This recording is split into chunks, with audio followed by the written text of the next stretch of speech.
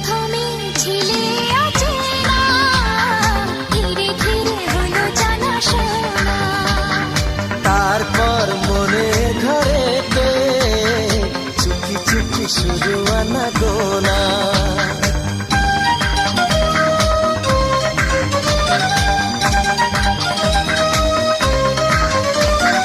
প্রথমে ছিলে অচেনা, ধীরে ধীরে হলো জানাশোনা।